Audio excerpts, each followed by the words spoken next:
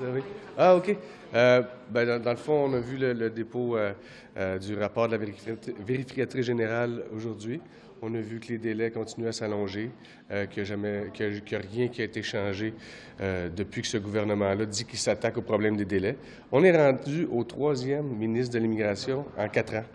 Et là, force est d'admettre qu'il faut constater que ce n'est pas en changeant de capitaine que le bateau va arrêter de couler.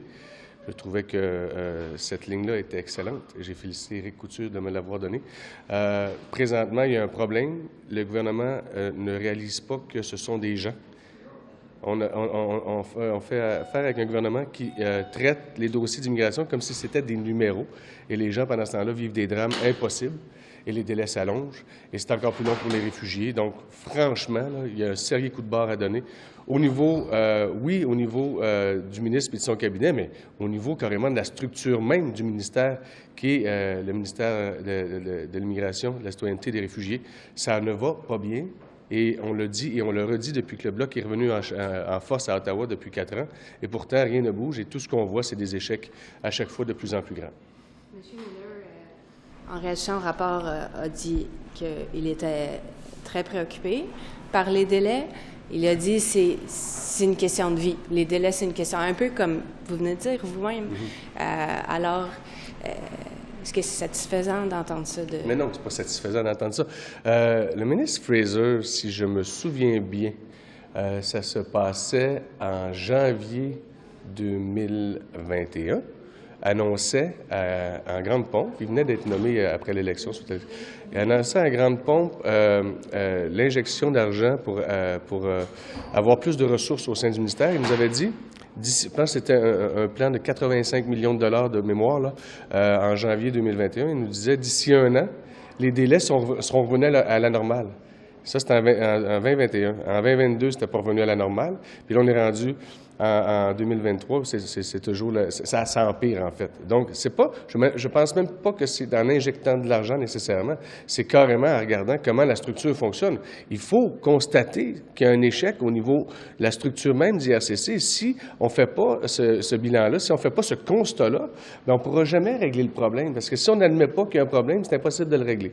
Et là, présentement, il faut se poser des questions au sein des sous-ministres, au sein des sous-ministres adjoints. Qu'est-ce qui se passe? Ces gens-là sont en place, ils reviennent comité après comité, répondent à nos questions en nous disant que tout va bien, Madame la Marquise, puis que c'est pas de leur faute. Puis ils mettent ça encore des fois sur le dos de la pandémie. On est rendu en 2023, la pandémie n'a plus rien à voir avec les délais auxquels font face les gens. La vérificatrice générale le dit, là, c'est plus juste les partis d'opposition, ils ne peuvent plus juste mettre ça sur le fait que c'est une game politique. Ce n'est pas une game politique, c'est la vérificatrice générale qui le dit clairement, noir sur blanc, aujourd'hui. Il faut que le gouvernement se réveille. Il faut surtout qu'il arrête avec des phrases creuses qui ne veulent rien dire pour des gens qui, présentement, souffrent. Et ça là-dessus, il va falloir qu'ils réalisent assez rapidement.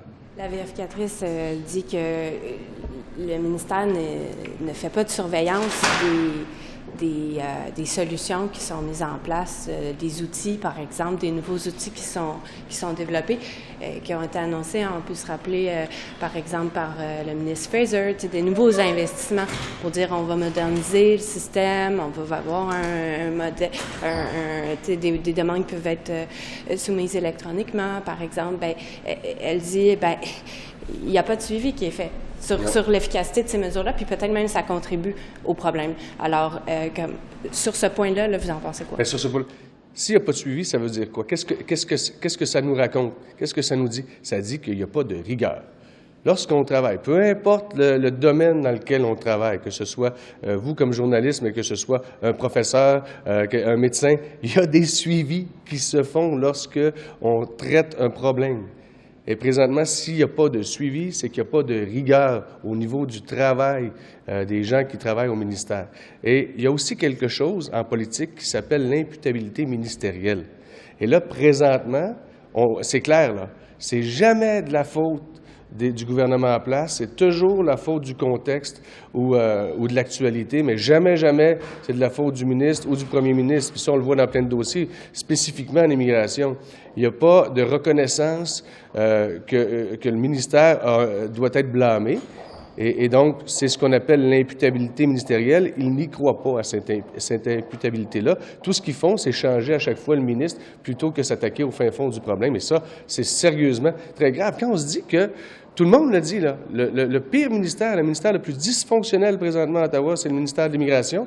Et pourtant, à 4 ans, on est rendu à 3 ministres. Comment voulez-vous arriver à des résultats si à chaque fois qu'on réalise que ça ne bouge pas puis que ça s'empire, bien, tout ce qu'on fait, c'est changer de ministre. Ça ne fonctionnera pas. Si je regarde M. Miller, je dis, je suis bien désolé, Marc, hein, mais ça risque de ne pas durer longtemps, là, ton séjour en tant que ministre de l'Immigration, parce que la seule façon que le gouvernement gère ce ministère-là, c'est en changeant de ministre à chaque 18 mois. M. Miller, on lui a demandé, on lui a dit que l'immigration, on lui a rappelé que c'est une compétence partagée au niveau du Québec. Donc, on lui a demandé est-ce que le problème, il doit aussi être considéré en fonction de qu'est-ce que le Québec fait versus qu'est-ce que le fédéral fait.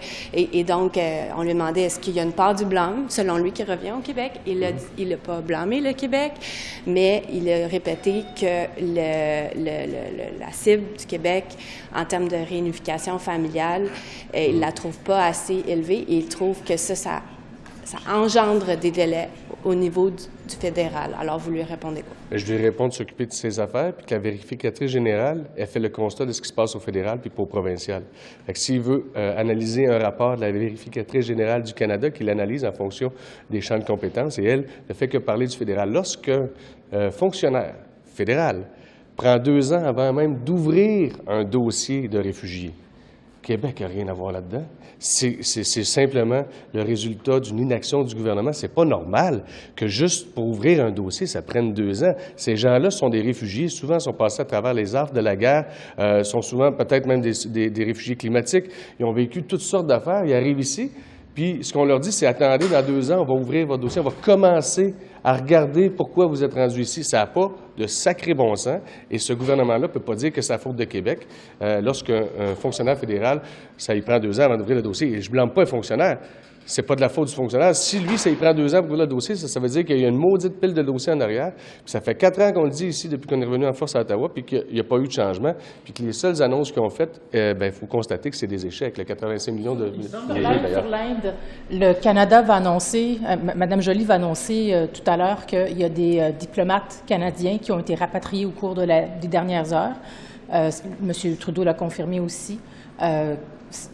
Qu'est-ce que ça vous dit sur les relations avec l'Inde? Comment est-ce que vous réagissez à cet ultimatum essentiellement que l'Inde avait posé au Canada? Bien, écoutez, il faudrait que j'en parle avec mon collègue Stéphane Bergeron, qui est porte-parole en matière d'affaires étrangères. À première vue, je pense que depuis que M. Trudeau et son gouvernement sont au pouvoir, depuis 2015, ce qu'on a vu en matière de diplomatie internationale, c'est pas très spectaculaire. Il nous avait dit « Canada is back », et si on regarde aujourd'hui « Canada is back », je pense qu'on peut le regarder justement avec un certain sourire en coin, ce qui s'est passé avec la Chine, avec l'Inde. La gaffe qui s'est produite au gouvernement, je ne mettrai pas ça sur le dos de M. Trudeau, mais reste que, qu'est-ce qu'il a fait en matière de politique internationale, M. Trudeau? Où est le Canada lorsqu'il est temps de défendre les droits internationaux de la personne? Je pense aux Ouïghours, par exemple, où ça a pris 3 ans avant que quelqu'un au Parti libéral utilise le mot génocide, alors que le Parlement l'avait déjà voté à l'unanimité. Donc, M. Trudeau, là, s'est drapé dans la vertu puis dans des espèces de costumes de Superman lorsqu'il est arrivé au pouvoir en 2015 en disant « on est de retour sur la scène internationale ». Encore une fois, force est d'admettre qu'on était beaucoup dans l'image, dans les costumes, mais pas dans les résultats. Sur le sujet du jour, il semble que les demandeurs africains en fassent les frais, plus particulièrement. Les Haïtiens aussi sont mentionnés parce que c'était des demandes remplies à mitaine. Est-ce que, selon vous, ça montre quelque chose sur le gouvernement fédéral? Est-ce que le Québec... Ça, là, vous irez voir la réponse du gouvernement en fin septembre 2022 au rapport qui avait été fait suite à une étude demandée par le Bloc québécois au Comité d'immigration sur l'inéquité entre les étudiants étrangers, africains, francophones et le reste des autres étudiants. Il y a un taux de refus hallucinant. On a fait une étude là-dessus, 35 recommandations. Le gouvernement est arrivé avec une réponse au rapport en donnant raison à toutes les recommandations qui avaient été mises de l'avant, en nous disant « on va changer ça » et en admettant, c'est écrit noir sur blanc dans sa réponse, qu'il y avait du racisme au sein même d'IRCC, ce qui expliquait cette inéquité-là envers les étudiants africains francophones, encore plus les étudiants africains francophones. Donc, aujourd'hui, les premières victimes de ce taux de refus-là sont les étudiants qui voient leur rêve de projet d'études brisé, les institutions postsecondaires québécoises, cégep, université, même les centres de formation professionnelle francophones, qui voient, eux, leur clientèle refuser beaucoup plus que McGill ou Concordia, par exemple, et la société québécoise, parce que ces gens-là arrivent ici. Et ils vont obtenir un diplôme en français. Ils vont, pour la plupart, aller dans une université ou dans un cégep en région, vont se créer un cercle d'amis. Probablement qu'il y a déjà un employeur qui va l'attendre avec une offre d'emploi. Qu'est-ce que le ministre peut faire? M. Miller nous disait... Mais suivre les recommandations du rapport de 2000... Pas plus tard qu'il y a 5 minutes, on reconnaît qu'il y a du racisme systémique. Je promets de poser la question, mais le département, le ministère est indépendant, fait ses affaires. S'il veut, là, on a le rapport, il y a 35 recommandations qui suivent les 35 recommandations qui mettent en place. Pour l'instant, la seule recommandation qui a mis des 35 en place, c'est le ministre Fraser à l'époque qui l'a mis, c'est que les étudiants puissent travailler plus que 20 heures semaine. C'est la seule recommandation du rapport qui a mis en place. C'est bien correct, là? Mais c'est pas ça qu'on voulait. La recommandation 15 du rapport. La recommandation 15 du rapport dit, noir sur blanc, que l'intention de rester au Canada suite à l'obtention d'un diplôme ne doit pas interférer avec l'obtention d'un permis d'études. Ça, c'est la recommandation la plus importante du rapport. S'il met cette recommandation-là en place, je vous le garantis, il va régler 90% du problème. Je vous ramène sur le VG, là. Ouais. Est-ce que c'est voulu que le gouvernement du Canada nuise aux Africains plus qu'à d'autres? On appelle ça des billets inconscients. C'est pas volontaire, mais ça existe. Et ça, c'est un problème qu'il faut régler le plus sacrément possible, le plus rapidement possible. Est-ce que c'est la Maison des Fous, immigration? Obélix, là, et Astérix, tout le monde dit qu'on parle ça à la Maison des Fous. Oui, mais Obélix et Astérix, ils s'en sortent, eux autres. C'est ça la différence avec le ministère de l'Immigration. Merci. Merci. Bonne journée.